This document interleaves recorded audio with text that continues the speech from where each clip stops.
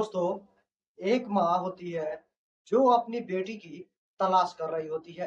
यानी कि उसकी एक जवान बेटी होती है जिसकी उम्र 20 वर्ष होती है और वो काफी समय से नहीं मिलती है।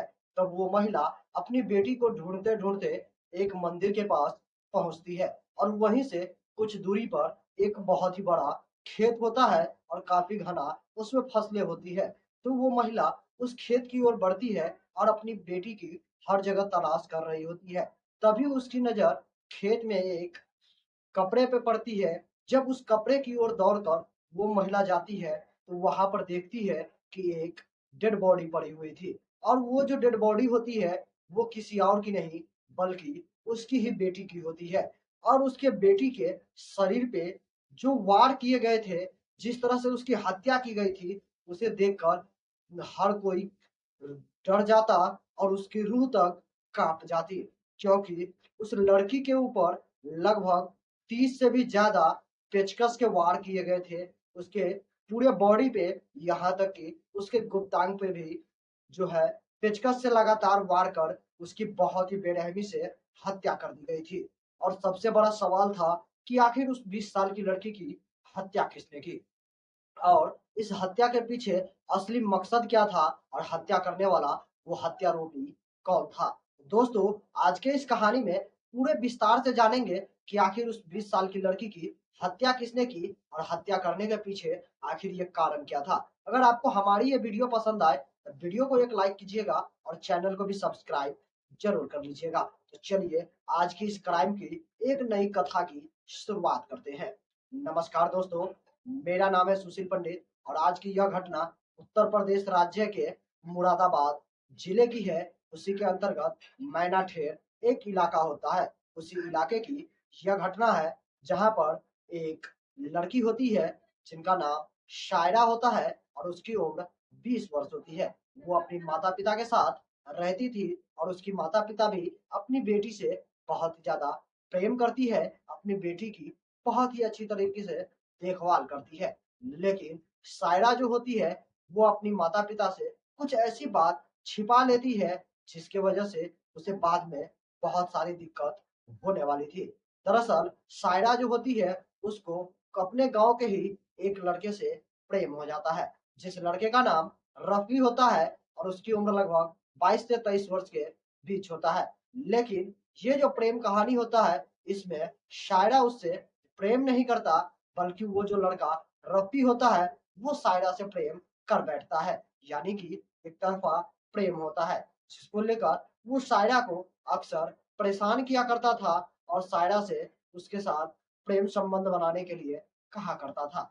लेकिन शायरा इस बातों को लेकर बिल्कुल भी इनकार कर देती थी और इसको लेकर शायरा कई बार उस लड़के रफ़ी को भी अपने दोस्तों के साथ मारपीट करवाता, उसकी बेइज्जती करता। लेकिन रफ़ी जो था, उसे ये बिल्कुल भी पसंद नहीं था कि उसकी बेइज्जती हो, इतने लोगों के सामने उसकी जो है इंसल्ट की जाए। इसीलिए एक दिन रफ़ी जो होता है, वो मौके की तलाश में होता है और वो उस दिन पूरी प्लानिंग कर रेडी होता है। वो अपने पास कई अलग-अलग तरह के हथियार लेकर रखा हुआ होता है, जिसमें एक दिन शायरा किसी काम से अपने घर से बाहर लौट रही होती है। तभी उस लड़का रफ़ी जो होता है, वो शायरा को मिलने के लिए बुलाता है और शायरा जब उसे मिलने के लिए उस खेत के पास पहुँचती है, तभी वो लड़का रफ़ी जो होता है, जो उस लड़की का प्रेमी था, वो उस लड़की की से बातचीत करने लगता है। लेकिन बातचीत करने के दौरान कुछ कहा-सुनी हो जाता है और ये बात इतनी ज़्यादा बिगड़ जाती है कि उसका प्रेमी रफ़ी जो होता है, वो शायरा के पूरी बॉडी पे पेचकस से लगातार कई सारे वार कर देते हैं। यहाँ तक कि शायरा के गुप्तांग पे भी पेचकस से 30 से भी ज़्यादा वार कर उसकी बहुत ही बेरहमी से हत्या कर देते हैं। यकीन मानिए, इस घटना के सुनने के बाद आपकी भी रूह काँप जाएगी और आपके आँखों से आँसू बहने लगेंगे। आप कल्पना करके देखिए कि जिस लड़की के ऊपर इतने चाक जो है 30 से भी अधिक पेचकस के वार किए गए हो, यहाँ तक कि उसके गुप्तांग पे, तो उस लड़की की दर्द क्या रही होगी और वो किस तरह से चिल्ला रही होगी। लेकिन उसका वो जो प्रेमी था, वो ज़रा-सा भी नहीं काँपता अपनी ही प्रेमिका की बहुत ही बेरहमी से जान ले लेता है और उसके बाद वो चुपचाप वहां से अपने घर चला जाता है और चैन की नींद सोने लगता है। लेकिन शायरा घर से काफी समय से बाहर थी, जिसके बाद उसके माता पिता को चिंता सताने लगती है और वो अपनी बेटी की तलाश शुरू कर देते हैं। हर जगह तलाश करते हैं, लेकिन इसके बारे में कहीं भी कोई भी जानकारी नहीं मिलता। काफी समय बीत जाते हैं, तो वो दूसरे दिन सुबह फिर से अपनी बेटी की तलाश करते हैं और तलाश करते करते वो एक मंदिर के पास पहुंचते हैं, जहां पर एक खेत होता है और उस खेत का जो मालिक होता है उसका नाम जब्बार होता है। और वो उस खेत के पास जब पहुंचते हैं, तो वहां पर उन्हें कुछ कपड़े दिखाई देते हैं। जब वो महिला उस कपड़े के पीछे दौड़ी दौड़ी जाती है, तो देखता है कि वहां पर एक लड़की की डेड बॉडी पड़ी हुई है और वो लड़की कोई और नहीं बल्कि वो शायरा ही होती है। वो शायरा की माँ शबीना होती है, जो अपनी ही बेटी की इतनी बेरहमी और निर्मम तरीके से डेड बॉडी देखती है। खून से पूरी बॉडी लाल हो चुकी थी। उसे देखकर उसकी माँ की कलेजा कांप जाते हैं। उनकी आंखों से आंसू इस तरह से बहने लगते हैं, जिसके बारे में कोई सोच भी नहीं सकता। और वो महिला बहुत ही जोर से चिल्लाती है। जब वो जोर से चिल्लाती है, तभी अगल बगल के लोगों को इस घटना के बारे में पता चलता है और वो जब उस घटना स्थल पर पहुंचते हैं, उस डेड बॉडी की हालत देखकर दंग रह जाते हैं। और वो बिना कुछ देरी किए हुए ही इस घटना की जानकारी जो है मुरादाबाद के मैनाठेड़ इलाके में जो थाना होता है उसे इस घटना की जानकारी देते हैं। पुलिस घटनास्थल पर पहुंचते हैं और उस लड़की की डेड बॉडी को देखकर पुलिस वाले भी आश्चर्यचकित हो जाते हैं। उन्हें भी अपनी आंखों पे यकीन नहीं हो रहा था कि कोई इस लड़की की इतनी बेरहमी से हत्या कर दी है। आखिरकार पुलिस पंचनामा करके उस लड़की की डेड बॉडी को पोस्टमार्टम के लिए भेज देते हैं और इस मामले में कड़ी सख्ती से लोगों से पूछताछ करते हैं, पता करने की कोशिश करते हैं। तब पता चलता है कि सायरा के मोबाइल पर जो आखिरी कॉल आया था वो कोई और नहीं बल्कि रफी नाम का एक लड़का था। अब पुलिस उस लड़के के बारे में पता लगाने की कोशिश करता है, तो पता चलता है कि वो लड़का उसी गांव से कुछ दूरी पर रह रहा था। पुलिस फौरन ही उस लड़का रफी को गिरफ्तार करता है और उससे पूछताछ करता है। लेकिन वो इस हत्या के मामले को लेकर पुलिस को गुमराह करने की कोशिश करता है, उसे इधर उधर की बातों में घुमाने की कोशिश करता है। लेकिन पुलिस कड़ी सख्ती से उसे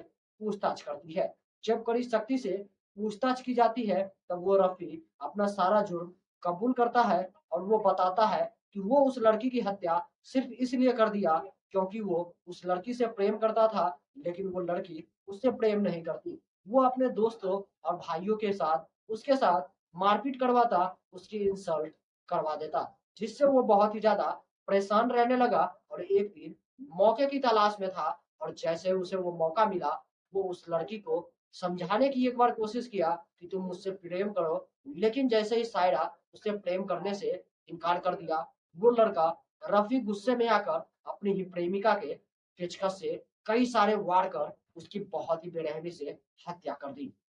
जैसे ही पुलिस को इस मामले में वो लड़का अपना जुर्म कबूल करते हुए पुलिस को ये पूरी कहानी बयां करती है, पुलिस वाले भी हैरान हो जाते हैं और उसे फौरन गिरफ्तार कर जेल भेज देते हैं और उसके ऊपर जो भी कानूनी कार्रवाई होगी वो की जाएगी। लेकिन आश्चर्य और हैरानी की बात है कि आजकल के लड़के को न जाने क्या हो गया है, छोटी सी छोटी बातों को लेकर किसी की भी हत्या कर देते हैं, किसी की भी जान ले लेते हैं।